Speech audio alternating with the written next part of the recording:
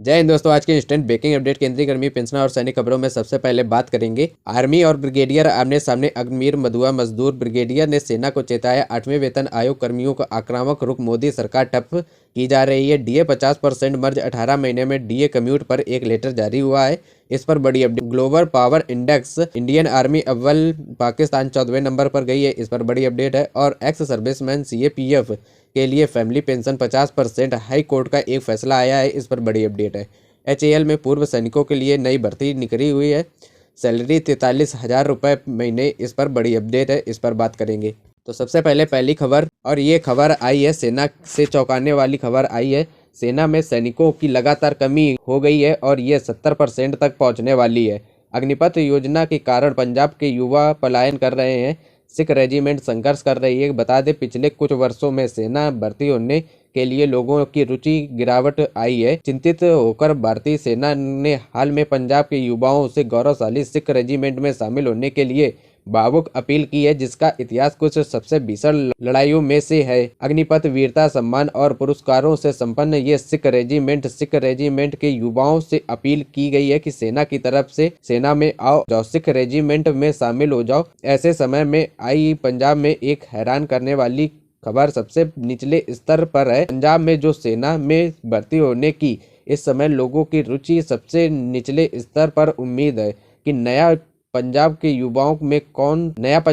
युवाओं में मन में जो है सिख रेजिमेंट में शामिल होने के लिए प्रेरित किया जाएगा। और ये सेना प्रेरित करने के लिए सुझाव दे रही है। मुख्यमंत्री भगवंत मान से मुलाकात की गई है। एक समय था जब जालंधर, होशियारपुर, कपूरथला, गुरदासपुर, पठानकोट, अमृतसर, तारना जैसे जिलों में सेना में सबसे ज्यादा युवाओं को भेजने के लिए प्रसिद्ध थे। केवल भर्ती ही नहीं बल्कि गांव में किसी लड़के के लिए सैनिक का रिश्ता ढूंढना भी अपने आप में एक गर्व की बात मानी जाती थी। हालांकि कनाडा, संयुक्त राज्य अमेरिका, यूनाइटेड किंगडम, ऑस्ट्रेलिया जैसे कई देशों में अब ये युवा जो है वहां पर पलायन कर रहे हैं। और उसका सबसे बड़ा कारण केंद्र सरकार की अग्निपथ योजना ने शुरू की गई है, जिसकी वजह से ये अब युवा सेना में ना जाकर विदेशों में जा रहे हैं। और पहले भी इनके लोग वहां रहते हैं, अब ज्यादा रुचि विदेशों में जाने की हो रही है। बता दें, कुछ पिछले दिनों में जालंधर में फिलौर स्थित पंजाब पुलिस एकेडमी में आयोजित एक कार्यक्रम के दौरान मुख्यमंत्री भगवंत मान ने बताया है कि पश्चिम कमान के general officer commanding in chief ने उन्होंने कहा है कि सिख रेजिमेंट में संभावित सैनिकों की भारी कमी हो रही है, जिसे देखकर सरकार ने उन्होंने मदद की गुहार लगाई है। अब सेना की मदद की गुहार लगानी पड़ रही है। सबसे बड़ी बात यह है कि अनुबंध आधारित बधुआ मजदूर बताते हुए ब्रिगेडियर हरवंत सिंह ने कहा है कि अग्निवीर सेना के 4 साल बाद रोजगार की कोई गारंटी नहीं है। उन्होंने कहा है कि योजना गरीबों का शोषण, उन पर थोपी गई विश्वासघात। उन्होंने कहा है कि पंजाब में बेरोजगार या विदेश जाने की कोई साधन न होने के कारण भी इस योजना में शामिल हो रहे थे कि वो न बाहर जा सकते हैं और न उनके पास इतना पैसा है कि केंद्र सरकार से सेवानिवृत्त होने के बाद सीमा सुरक्षा बल बीएसएफ में अग्निवीरों के लिए 50% कोटा का आश्वासन दिया गया सरकार की तरफ से। लेकिन सवाल ये है कि गारंटी तो नहीं है कि 50% में वो अग्निवीर हो जाएगा। तो जो रिटायर हो रहे हैं उन्होंने कहा है कि अगर किसी व्यक्ति को पता है कि 4 साल सेवा के बाद उन्हें खुद अपना गुजारा करना होगा तो वह सेना में भर्ती क्यों होंगे। पंजाब के अनुभव का हवाला देते हुए ब्रिगेडियर हनुमंत सिंह ने कहा है कि राज्य सरकार की नौकरियों में पूर्व सैनिकों के लिए 13% कोटा है, लेकिन 3% ही पूर्व सैनिक के पद भरे जाते हैं। 10% नौकरी दूसरे को फिर वापस दे दी जाती है, जो दूसरी कैटेगरी है। पूर्व सैनिकों के कोटा ही नहीं पूरे भर पाते हैं तो अग्निवीर कहां से भरे जाएंगे, तो अग्निवीर कैसे नौकरी ले पाएंगे। तो सबसे बड़ा सवाल ये खड़ा हो रहा है कि ब्रिगेडियर साहब ने कहा है कि जो अनुबंध के आधार पर भर्ती हो रही है अग्निवीर योजना में बधुआ मजदूरी है, उन्होंने सख्त सेना को चेतावनी दी है कि अगर यह स्कीम बंद नहीं की गई है तो प्रतिभाशाली बाधक जो होते हैं सेना में आते थे सैनिक, वो अब सेना में नहीं मिल पाएंगे। आज की दूसरी इंस्टेंट ब्रेकिंग अपडेट, एक लेटर जारी हुआ है 8वें वेतन आयोग को लेकर। इसको मैं आपको आगे दिखाऊंगा जो खबर आई है। पहले वो आपको बता देते हैं कि केंद्रीय कर्मचारी और पेंशनर के लिए एक बड़ी खबर है। वेतन में इस बार ऐतिहासिक बढ़ोतरी हो सकती है, क्योंकि केंद्र सरकार के कर्मचारी और पेंशनर के लिए जो 8वां वेतन आयोग है वो चर्चा का विषय बन गया है। इस बार कर्मचारी संगठनों की मांग है, पहले भी मांग ज़्यादा आक्रामक नजर आ रही थी। महंगाई, बढ़ते घरेलू खर्च और वेतन संशोधन में हो रही देरी के कारण कर्मचारियों में नाराजगी साफ देखी जा रही है। कर्मचारी संगठनों का कहना है कि अब सिर्फ मामूली बढ़ोतरी नहीं ली जाएगी, बल्कि इतिहास की सबसे बड़ी सैलरी और पेंशन बढ़ोतरी होनी चाहिए ताकि वास्तविक आय में सुधार हो सके। कर्मचारी संगठनों ने सबसे बड़ी मांग की है कि फिटमेंट फैक्टर को लेकर 3.0 से लेकर 3.25 फिटमेंट फैक्टर बढ़ाने की मांग की है। Federation of national postal organisation FNPO के प्रस्ताव रखा गया है कि सरकार 3.25 फिटमेंट फैक्टर मान लेती है तो मौजूदा 18,000 न्यूनतम बेसिक से बढ़कर 58,500 हो जाएगी। और कर्मचारियों की दूसरी मांग है कि सालाना जो इंक्रीमेंट 3% जुड़ता है वो 5% किया जाए, कि ये भी मांग रखी गई है। बता दें कि अब जो फिटमेंट फैक्टर वो ज़्यादा इसलिए मांग की जा रही है, आपने देखा होगा कि सोने चांदी की कीमत में बहुत ज़्यादा उछाल आ रही है, बढ़ोतरी हो रही है।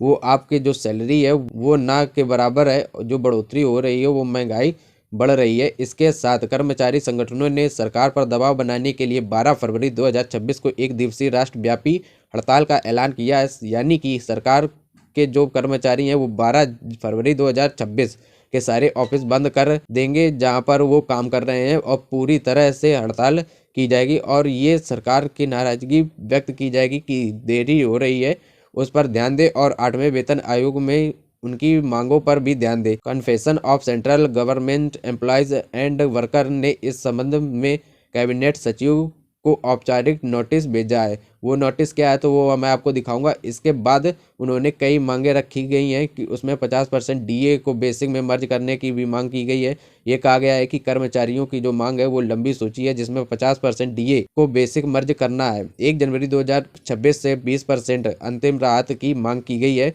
और NPS UPS को खत्म कर OPS को बहाली की जाए, और कोविड-19 के दौरान 18 महीने में जो DA को जो फ्रीज किया गया था उसका भुगतान किया जाए। कमीशन पेंशन की जल्द बहाली की जाए, और जो ठेकेदारी व्यवस्था है, जितनी भी नौकरियां हैं उन्हें तत्काल खत्म किया जाए। तो ये मांग की गई है और कर्मचारियों के संगठनों के द्वारा, और यह मांग इसलिए जरूरी मानी जा रही है क्योंकि वो हड़ताल पर होने वाले सेंट्रल गवर्नमेंट के जो कर्मचारी हैं, काम कर रहे हैं, वो हड़ताल करेंगे। ये लेटर भी आप देख सकते हैं confederation of central government employees and worker की तरफ से 23 जनवरी 2026 को जारी किया गया है, और इसमें कैबिनेट सेक्रेटरी को यह लेटर दिया गया भारत सरकार को, जिसमें कहा गया है कि 1 डे स्ट्राइक की जाएगी। 12 फरवरी 2026 को सेंट्रल गवर्नमेंट एम्प्लॉय करेंगे, यानी कि सेना जो कर्मचारी है वो सरकार में कामकाज को ठप करेंगे और 1 दिन की हड़ताल करेंगे।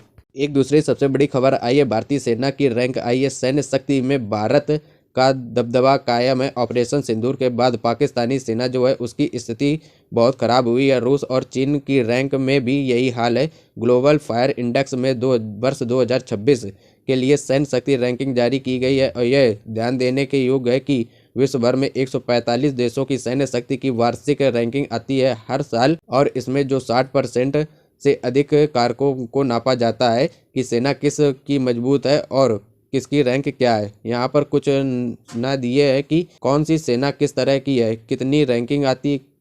रैंकिंग में रूस और चीन क्रमशः दूसरे नंबर पर होते हैं, दूसरे स्थान पर हैं।